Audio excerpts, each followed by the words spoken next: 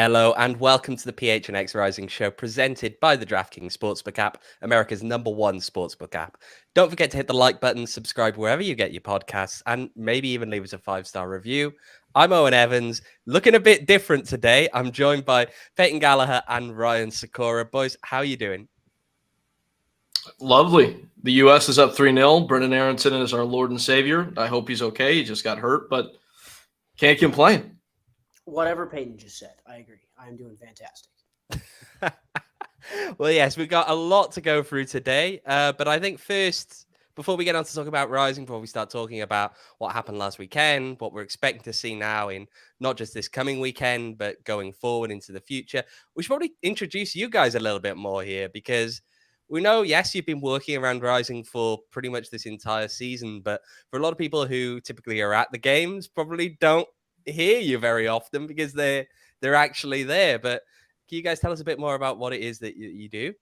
Yeah, so starting at the beginning of this year, just kind of on a whim, we reached out. The student radio station here at Arizona State plays radio. We're like, hey, can we do radio simul streams of Rising broadcasts this year? So pretty much from day one, we've been with the team. We've only, Ryan, not broadcasted the one game. We started doing remote broadcasts on this road trip, and we've just kind of been off and running. Yeah, San Antonio's the only game I think we didn't do, and we kind of realized our mistake. And for the last two games against Hartford and New Mexico, we decided we'll do them anyway. So we've had a fun little stretch watching all the games, getting to talk about all the games, and now we're on here. Yeah. Yeah, you get to join in with the fun of PHNX Rising instead of the live broadcast. Yeah. So can you guys just, can you tell me a bit more about then your backgrounds in the sport and, how you grew up with it or didn't grow up with it? Yeah. So, I mean, I grew up playing local academy in my hometown of Knoxville, Tennessee, Knoxville Soccer Association, because, that's just how clubs are named here. Something town. It was a Rangers feeder over in across the pond. And then from there, I kind of fell out of it. So I stopped playing junior high school, focused more on broadcasting games, and then got to college and paid a ton of attention up until I got here where the games were on so early and it just wasn't a priority to me. So kind of fell out of it, came back, did the youth national championships back this past summer in Florida, realized how much I actually still love the sport. And since then, I've just been looking for opportunities to get involved. I've played since I was 2 or 3 years old, essentially since I could walk. I've had a ball at my foot. I kind of moved around my whole life, lived in Florida, Texas, Georgia, and soccer and football was always kind of the one constant for me. I moved out here. I played at RSL's youth academies out here in Arizona, played a little bit of time with Del Sol, a little bit of time with Phoenix Rising in some tryout stuff, and kind of found my way the same way as Peyton. I really realized I liked doing the broadcasts, and it was kind of cool for me to get out here and get to the Rising and see all the academy kids and people that I've grown up playing with and seeing them kind of making the leap to the program. That's probably something that has really stood out for me the most. You know what, Ryan, you keep tossing it over to Peyton first, so I'm going to make you answer this one first right now. But what's been your favorite moment then or favorite call you've made this season? I kind of just alluded to it. So the New Mexico game obviously didn't go the best it could have possibly gone for the Rising, but having the baby birds, the kids come out and play and knowing 4 or 5 of those kids pretty well, or having seen them and known who they were growing up when they were 14 or 15 and seeing them finally kind of jump in and make their professional debuts while I was also kind of technically able to make my professional debut doing play-by-play for the Rising for the first time. That was probably my favorite moment of the season so far. Yeah, I'll just say that, the first broadcast we did was Monterey Bay. And that was, I guess, a little bit of a struggle because we were just trying to figure out what it was. I had done TV broadcasts of soccer before, but never on radio. And that presented a whole different list of fundamentals that I needed to get in touch with to do a good job. So just trying to figure stuff out at the beginning, it was a little hairy. We had a weird position kind of in the corner there instead of from midfield. So identifying players on the far side was a little bit difficult. And that SD Loyal match was crazy. The comeback was crazy. Ultimately, they ended up losing 3-2. But the Sejas goal where I just kind of yelled his name and then it melted into the eruption of the crowd, that was a pretty special moment for me because it kind of just solidified that, oh, this is something that would be pretty cool to do with your life. And chasing moments like that, and that roar and that release that came in that moment, even though the Rising did ultimately lose the match, that was just kind of a moment of clarity for me. So yeah, I'll say that. I would also like to offer up really quickly, Owen, any of Luis Sejas's goals. Any of facts. them. Any of them. They are brilliant goals, aren't they? I mean, he is hitting them from distance, and it's every goal, it seems, is he's hitting them from distance. But you know what? We've been talking about one type of high there. We're going to have more types of highs to talk about in a sec. Let's take a minute to talk about OGs. You too can stop by your local dispensary and grab some amazing scratch-made THC gummies from our friends over at OGs. They have lots of different flavors, blackberries and cream, watermelon, and what I believe is Ramon's favorite because he keeps talking about it, which is the pineapple. They have different strains too, depending on whether you're looking for an uplifting sativa or a chill indica. If you're interested in trying the amazingly delicious variety of flavors that OGs has to offer, go to ogsbrands.com. That's OGEEZ brands.com to find OGs near you. Now, let's talk about Rising because I feel like we've not been too focused on that specifically. Let's look at last weekend because you guys, as you said, were broadcasting it from here in Phoenix. And obviously, I was out there in Hartford. And I know I spoke with Ramon about it after the game. It felt like it was a bit of a disappointment in some ways, even though they got the win. And that itself was good. The performance wasn't quite up to necessarily what we've come to expect from Phoenix. How did you guys look at that one? Where do you think that it kind of went right and where did it go wrong? Well, first off, round of applause, professional segue from you. Very well done. He's a pro. No, for the Rising, it's just to me, obviously you needed the points, and that was the most important thing. And they did that. Was it pretty? No, absolutely not. But they shined in individual moments, and all you need is a couple flashes in a match to find a way to win, and that's what they did. A tough victory, but ultimately it's just the final third. They're able to get themselves into good positions consistently, and because of a disjointedness in the way they've had to build the lineups throughout the year because of injury and availability, there just seems to be that lack of connectivity and individual creativity to where they can finish off chances. And I think that kind of fell again on Marcus Epps specifically in this match. And that's kind of been a thread throughout the season. Honestly, I think what happened in Hartford was a weird one because they finally came away with a victory, and it was a victory that didn't feel convincing, as you say. Oftentimes when they've won games, the Rising, it's felt like, oh yeah, well, of course they won. They've deserved it. They looked like it for at least 70 to 90 minutes. And when they've lost, it's been, oh, well, yeah, they got torched. They lost 5-1. They lost 7-0. They didn't deserve to get even remotely anything out of the game. This was a weird one where they finally got 3 points against a Hartford side that had been on an upturn as well. You'd have to look at the last 3 games. Hartford was playing very well based upon the table. But I think that, again, as Peyton said, really for the Rising, the most important thing was the 3 points. And despite a performance that was a little bit lackluster, I thought 3 points is very important for Rick to go back in there and say, all right, there's something to build on heading into these next couple of games.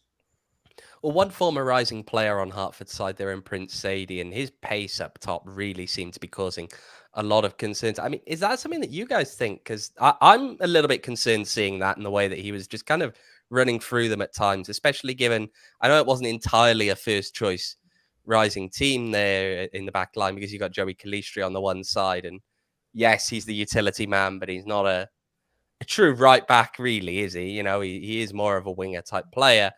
Is it a little bit concerning to you guys, do you reckon, to see that kind of a problem being caused by someone like Sadie, who didn't have the most success when he was here in Phoenix? I mean, I think a little bit, honestly, because you look at a lot of the games this year, it's been the pacey wide player or the pacey number 9 who's got the ability to get in behind a defense that's sort of caused Phoenix trouble at times this year. And maybe that is something that James Musa coming back and getting fit, and obviously he played the full 90 last time, but you can't rely on a guy who's been gone and out of the game for that long term by injury to just come back in and play 90 and be at his full strength, at his full fitness. I think that's something that James Musa coming back is a plus for. But at the same time, someone like Prince Sadie, again, as you mentioned, didn't have the best time here when he was in Phoenix, but does have an asset to his game that is that speed, that acceleration that he provides in the attack. I feel like that is something that's kind of hurt them all year, but there's certain aspects when they get fully healthy, the Rising, I think there's then something to look towards and say, okay, maybe this doesn't happen if we have the full complement of players. Yeah, I think a lot of their issues with pace this year have come at the back, directly kind of linked with Manu Madrid, who reads the game incredibly well and does a lot of things that you want out of a center half, but isn't the paciest player, and that's caused them some problems. But in this game, yeah, Sadie just kind of took him apart with pace early on and caused problems, and you start to ask the question, okay, is this a long-term problem and not something that's correlated with the injuries, which I think for Rick Shancey's been able to kind of shovel off a lot of the criticisms this year because the fact he's just not had the guys he'd want to pick available. Yeah, I mean, and you're right. It's a lot of this goes back to things like Manuel Madrid. Again, he's not the quickest. We've said this time and time again. I feel like it's just a recurring theme that comes up. And then you've got other problems as well. I mean, James Musa wasn't supposed to go more than, I believe, about 45 minutes originally on Saturday, is what Rick told me. And then it was, oh, well, maybe we can push him for an hour. Then can we try and push him longer again? And it's tough on those guys. It's really tough when you've got an injury that has kept you out for quite a while in Moose's case. I'm trying to think, when was it that he last played? It was SD Loyal was the match he played last prior to Hartford. Yeah, that's a long time to go without playing and then come back in and try and put in a long shift in a game. So that's the defense at least out of the way. I know we touched on the attack earlier. Now, this is something that often comes up, and I talk about it. Ramon talks about it. People have heard our opinion a lot. Now, I'm intrigued what you guys think here, which is where should we be at in terms of patience with how guys like Marcus Epps and Santi Mora have started the season? I think with Santi, it's very, very tricky because you know what he can do. You've seen it countless times now with New Mexico and with Phoenix, and last year, fantastic stretch, and he's such a streaky player, but this is really not even an argument. This is his worst streak that he has been on since he's moved to USL with New Mexico or with Rising. It's been a run of form where nothing can go his way. So I think with Santi, there's a little bit more leeway, I feel, because you know what he can do in a Rising shirt, and also you know that there is a prior history of he'll go on a run of 6 or 7 games where he scores each game, but he can also go on a run of 6 or 7 games where he just kind of drops 5 out of 10s for 7 straight games. With Epps, it's probably a little harder to be patient with him because of what his role is in the team. He's just arrived from San Antonio, was one of the prized possessions of the offseason, coming in, replacing essentially the direct replacement for Solomon Asante. You look at the winger that went out and the winger that came in. It's almost tricky to have low patience with Marcus because he hasn't had it at times. And with him, they play through him so often. He gets vertical. He gets on the ball. He's almost an outlet for those Quinn or Lambert diagonal passes, those Sejas diagonal passes that go out to the wings that transition the Rising often. And so there's more of an onus on him to perform. And he does a lot of things well, but once he gets into the final third, it's just been a lack of end product from Marcus that is really the most frustrating thing.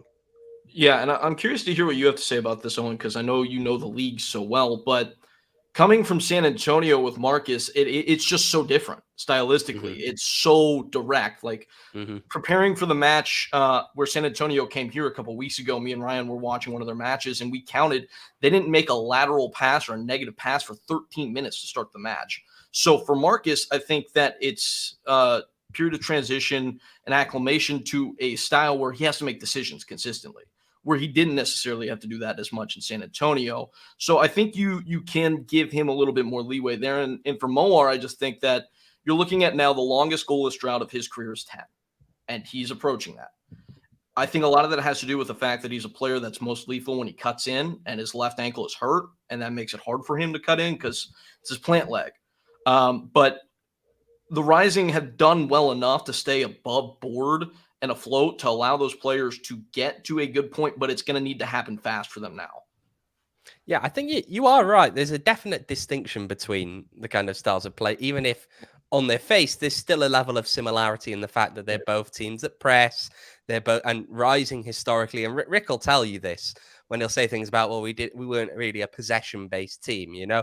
Rising are a team that like to move the ball quickly going forward when things are going well, at least. They like to try and win the ball high up the field, and when they don't win the ball high up the field, whenever they win it, they're going to try and go up the field pretty quickly, and they tend to have the players to do that normally. Now, things haven't quite been working that well this season. They're not really connecting in that same kind of way, and that's kind of been a cause for struggle. I'm not sure quite who you blame that on, because I think there's definitely a big mix of personnel hasn't helped in that. The midfield seems to chop and change sometimes from game to game, as does the defensive situation, which sometimes is relying on midfielders to ultimately plug the gaps. A guy I'm sure we'll talk about later in Kevon Lambert. But, you know, it's just been difficult, really, for... and I understand, you know, there's all the calls for patience, but I don't quite know then how much longer you necessarily give, or where do you draw those lines? At what point do you say, okay, well, now it's not working, or now it is?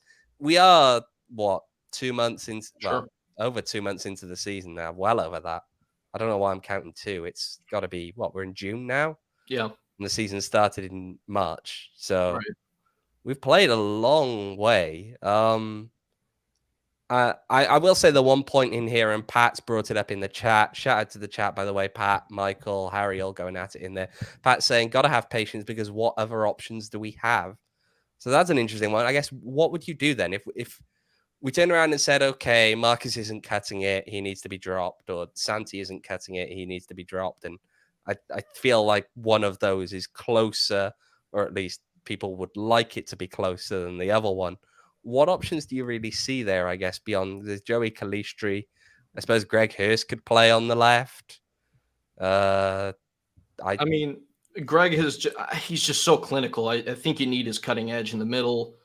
Channing Chaston, when he gets back, presents an interesting option on the right, just because that's what he did, to my understanding, at Ohio State, played more of an attacking role.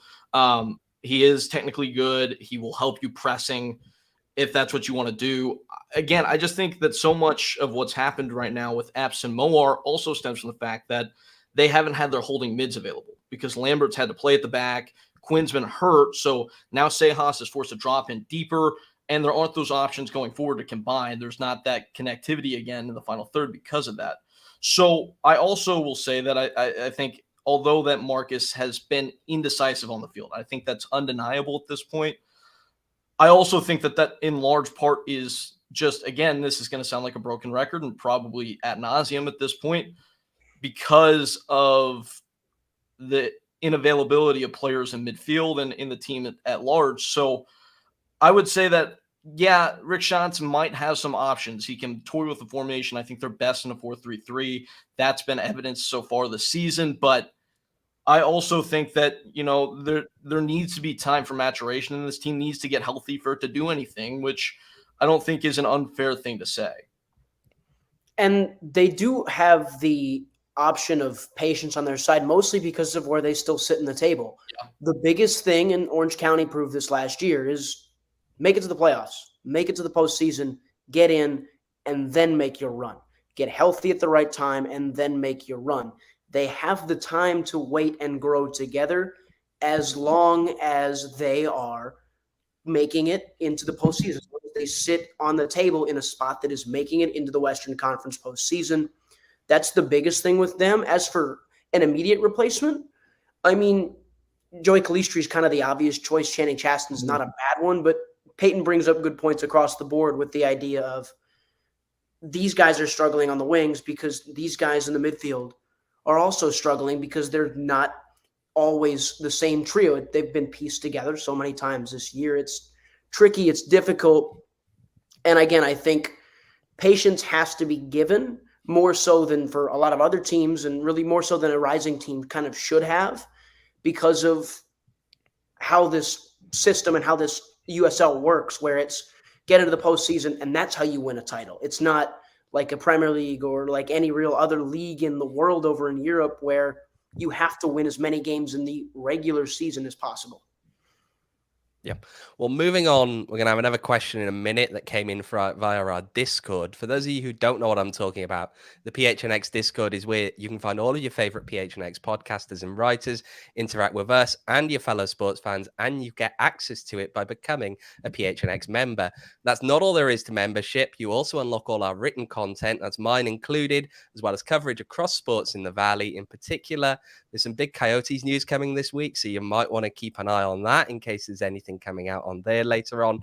Make sure to head over to gophnx.com today, become a member of the family. When you sign up, you'll ever get a free t-shirt from the PHNX Locker or your first month for just 5 cents. And of course, the truly added benefit of another platform to spam me on, as I know that people seem to enjoy at times.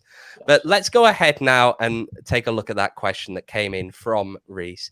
He asked, how do you and the rest of the podcast crew feel about this squad's tactical flexibility as they're getting healthier? Adding guys like Haugley, Hurst, and Jai this year seems like it could give us the ability to use multiple approaches as we continue on through the season. Now, my response to this in there was initially, I'm not sure that I look at it as tactical flexibility in the sense of we're going to go out and game plan to do things differently week by week. I think it's more a slight reassurance that when their backs are against the wall and they've got injuries piling up or suspensions or whatever, that they actually have the flexibility to move people around and fill in different ways if they have to. But I'm intrigued what you guys have to say on that one as well. For their tactical stuff, it's very much, I agree with you. We have the backdrop to go to something else. And evidence of that is the fact that Rick has used 4 or 5 different formations this year. They've played in the 4-3-3. They've played in a 3-5-2. They've played in a 4-4-2. They've done all these different things because they have personnel to do so, and they have the need to do so because of injury and stuff like that. Peyton is a massive proponent of trying Sievert Haugley at the 6 or in the holding mid spot, and you finally saw that against Hartford briefly for that 15-minute cameo before they kind of shifted into a very defensive shell to close out the game. But there's just so many different bodies they have, and it allows for a lot more flexibility, which I'm sure Rick loves. Rick just hates that there's so many injuries because now he's being forced to use all these different guys. Yeah, I mean, free Sievert, like, let's see it. He did it. Virginia Tech. No, I'm kidding. Me and Ryan have kind of like mad scientist discussions about the ways that players could be deployed for sure. But I think that their best 11 at this point has started to kind of pick itself in a 4-3-3. And from there, you can adjust. You can play 3 at the back. You can drop, especially Lambert, who has showed so well as a member of the back 4. If you want to drop into a 5-man back line, you can flexibly do that in match, I think, fairly easily whenever they have their full array of players available. Again, I just think we've seen this year, they run into problems when they don't have certain backbone players available. There are several guys that can be more interchangeable throughout the team, especially on the wings. But whenever you have those spinal players like Quinn, like Lambert, like Musa, especially when it's 1 or 2 of them unavailable for selection, that's when they've run into problems. So I think when you have those core guys, you can kind of crochet everything else around them and be flexible in match. But you have to have those key guys. And the 3 that I named, I think, are really the 3 to do that. And Hurst kind of folds into that as well because they need his precision in front of goal. Yeah, I feel like Hurst is really... Again, anybody who had any doubts about him going into this season has just been proven utterly wrong, because just the clinical ability that he has presented in front of goal, the way that, I mean, even you look at that goal that he had against Hartford on Saturday, and that was a goal of confidence. It was a goal that came from the fact that he is on a good run of goal scoring and decided to take it on. And I think that you don't take that on if you're in a dry spell. I don't think that a guy like, it's not that a guy like Claudio Repetto couldn't score a goal like that necessarily, but just that I don't think he'd even quite take it on in the same way. No, absolutely. I think it's even remarkable. He's at 5 goals at this point. He hasn't gotten great service, and he's had matches where he's been injured as well. And I just think about, you see what Union Omaha is doing in the Open Cup, and it's just like, wow, they had this guy too. It's just pretty remarkable, and a round of applause to that club for what they're doing. But yeah, he's been crucial. They've needed his goals. Him and Sejas, what they have brought has kept this team afloat. As Michael's saying here at the moment in the chat, he actually scored more in that preseason friendly against the US men's national team than Morocco managed in their friendly today. So shout out to Greg for that one. It's very much with Greg a thing that is very common amongst really the number 9 position in general. Like, you can look at every position on the field and say there's really only one position more than any other that matters more on confidence. Yeah, you can be a confident center half. Yeah, you can be a confident holding mid or an attacking mid. But as a 9, a confident 9 on any day is probably better than really anything else, because there's a reason guys like Lewandowski score goals. A, they're good, but B, they score goals, and that leads to them being more confident, so they score even more goals. It's very much a problem that most national teams have in terms of finding a number 9 who plays at the right level while is also scoring goals at that level. So that's why you see guys, obviously, Michael brings up the U.S. game today. Haji Wright today is playing in Turkey. The U.S. has guys like Josh Sargent who are playing in the Premier League, and Haji Wright is in this team because he's scoring goals. Very much the same with Greg Hurst. He's in the team because he is scoring goals, and that's why, for him, it's so much of a, just a confidence thing to go out there and push, and it's become almost his team in a way. 5 goals leads the team or tied for first in the team. It's very much Greg Hurst's show this year. Right. So we've mentioned about the spine of the team and having, issues when a few of those guys are out. One of those guys looks like he might be coming back. Aidan Quinn, of course, the talk was that there was a hope he'd be back in training this week. So again, may not be ready, probably not ready for 90 on Saturday, but could we see him on Saturday? I'm sure we'll find out more about that tomorrow. But until then, we've got to look at the one big news of someone else in that spine. That's Kevon Lambert, who's not going to be available now for these next 2 games because he's gotten the call up to play for Jamaica. They've got a trio of Nations League games coming up. There's a friendly in the middle of that as well. Suriname again, Mexico to round it out, friendly against Uruguay in there too. How big a loss is that going to be with Kev Lambert, who has missed so much time through injury now these past few weeks, and now is off instead to play for Jamaica after getting back in the squad, finding himself a goal, and you'd have hoped getting ready to build up some form there. It's huge. Yeah. I mean, it's. I'm sure Peyton was about to say the exact same thing. Yeah. It's massive because he's a guy who has displayed. I just mentioned a second ago how it feels like Greg Hurst's team in the attack. Kevon Lambert is the guy. Really, he has been an emotional leader, a stoic leader. He's led by his example with his play. He's played in the 6 role. He's played in an 8 role at times. He's played in a center back role primarily because of all the injuries. He's a stopgap, and that's what he's been used as. But he's also so much more than that. He's really been the best player for the Rising this season in terms of consistent performances, and that's frankly why you see him getting the call back up to the Jamaican national team. Yeah, I would contend he has been their best player this year. In whatever role he's been used in, I would argue he has been their most consistent performer and been their most important, especially at the back whenever they had the injuries that they had. And it's huge that they get Aidan Quinn back because it's going to be hard for them to survive without one of the 2 of them at least. And that's been proven by results throughout the year.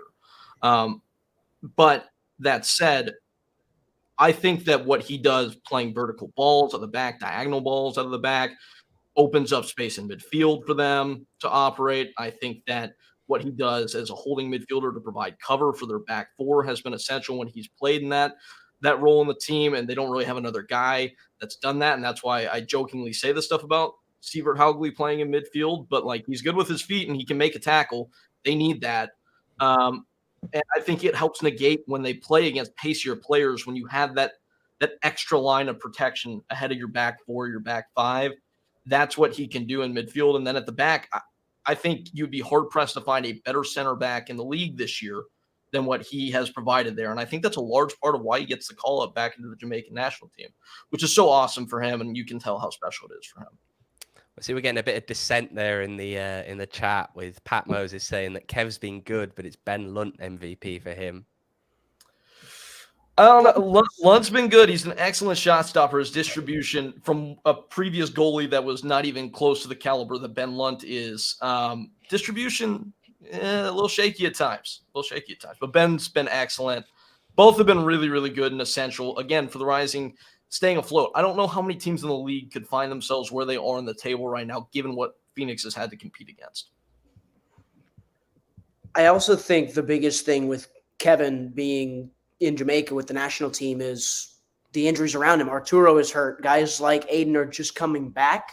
So now how does that force Rick's hand? I mean, Owain, you're in and around the camp. How do you think that forces Rick's hand into really playing a guy like Aidan who's nowhere near fully fit, maybe having to go that bit further like James Musa did on Saturday with Hartford? That's an interesting one. I'm sure, again, we'll find out more tomorrow. For those who aren't aware, our usual Tuesday training session was moved back, so that's not until tomorrow. But I get the feeling that there could be more of a... I mean, there are other options there. I know Musa has been playing as a centre-back for most of his time in this spell with Rising, but in previous spell with Rising, he was a defensive midfielder.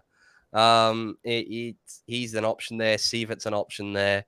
I mean, Aidan is important really for the Residents, but more importantly is not re-injuring him, especially when you've got a guy like Kev who's not available at that time. And it's possible that Kev comes back having played minimal minutes and may not be quite as sharp as they'd like even when he gets back. I mean, we know that he's going to miss 2 games.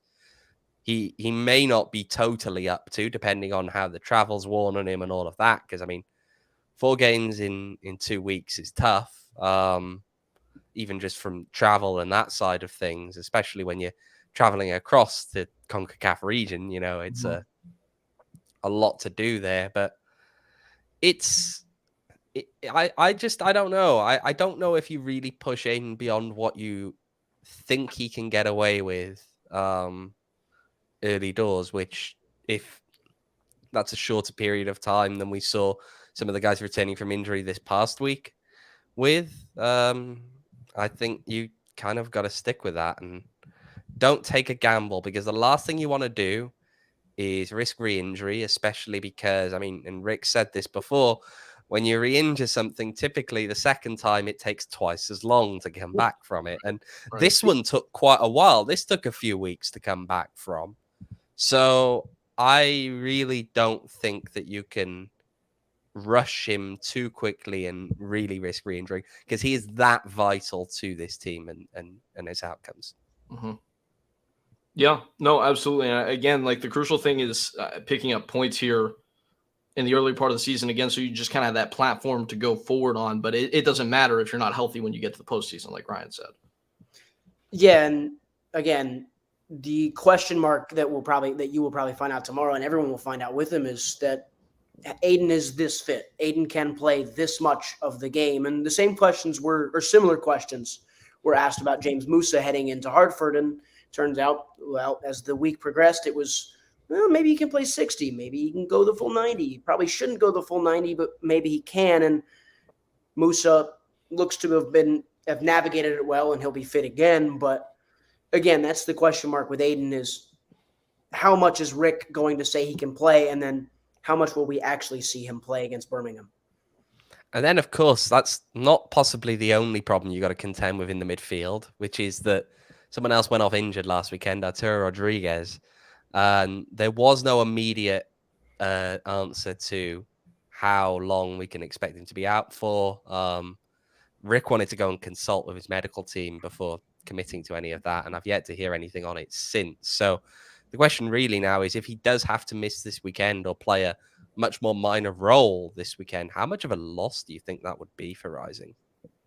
It's significant. You're playing against a Birmingham Legion team that's one of the 5 or so best defenses in terms of goals allowed this season. Just looking at the numbers against Red Bull 2, it's a really hard team to break down. Red Bull 2 tried 20 crosses in that match and didn't complete a single one.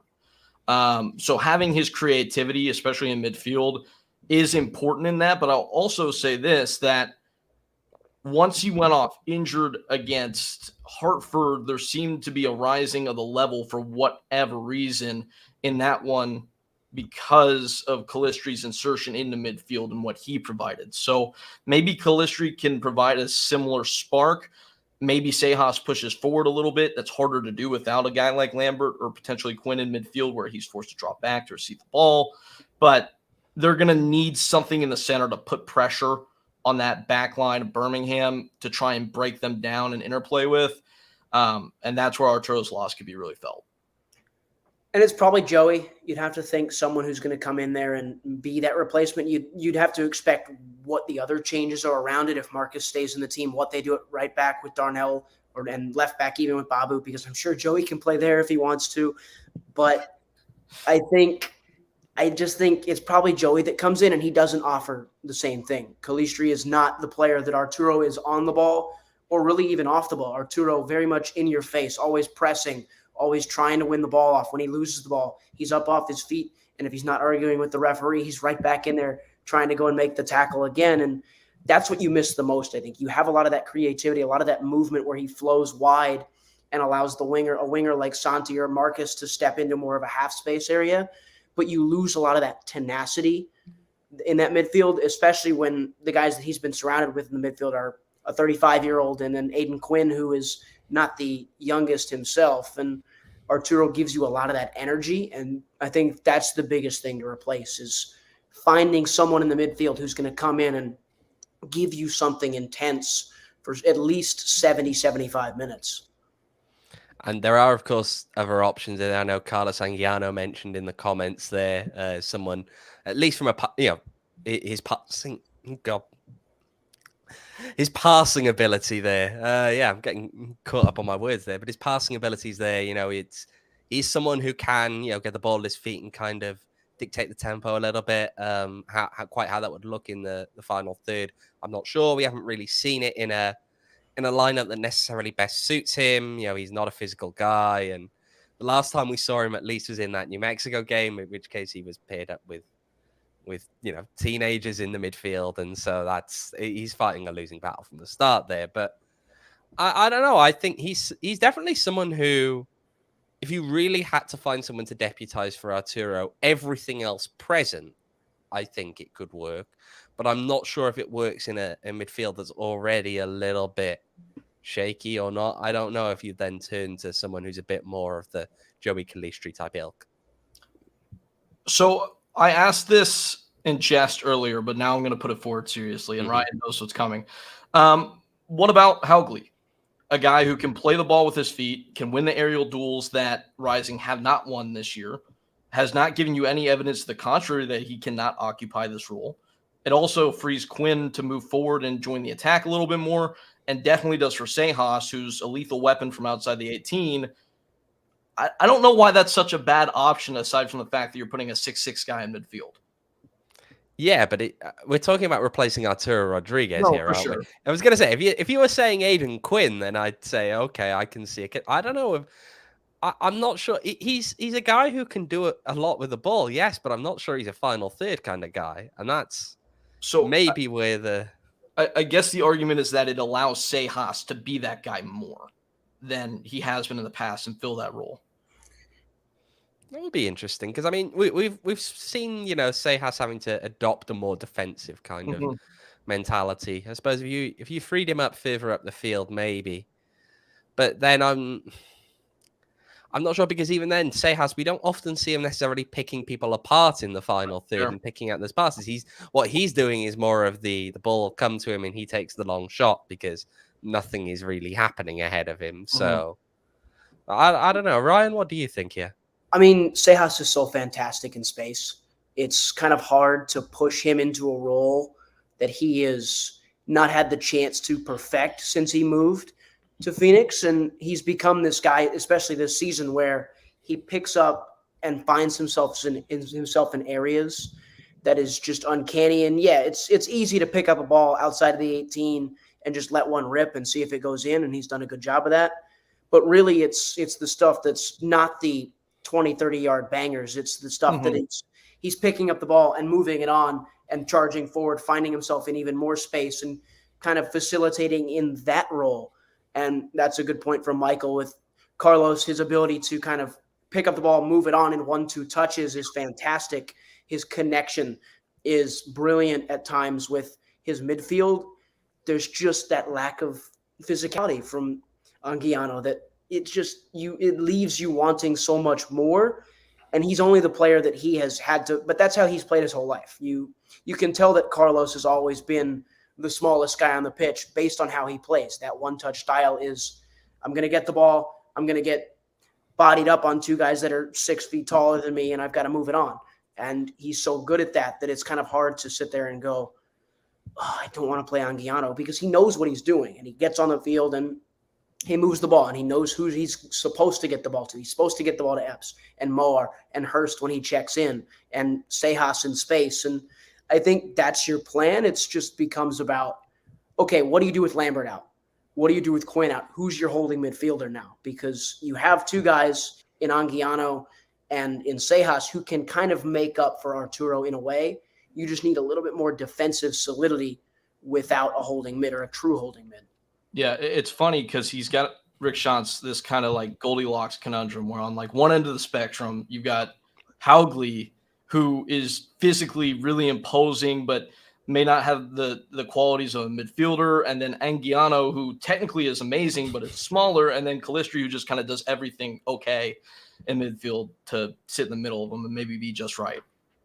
I like how Ryan is just illustrating that as we go along with the different heights and the arm to indicate there. But I see we've got Michael going in the chat there. The one-man Carlos Anguiano fan club is representing tonight. Well, before we move on, here's a quick question for those of you listening along. Are you ready for the NBA champs to be crowned? Or are you, as our vibe usually is on this show, still moping about the Suns' second round exit? Well, even if the Suns can't win, you can with the DraftKings Sportsbook, an official sports betting partner of the NBA. New customers can make any $5 NBA bet and get $150 in free bets instantly. Looking to turn another small bet into a big payday during the NBA Finals? With a DraftKings same-game parlay, you can do just that. Earlier this season, a customer placed a $5 bet on a same-game parlay and won over $5,000.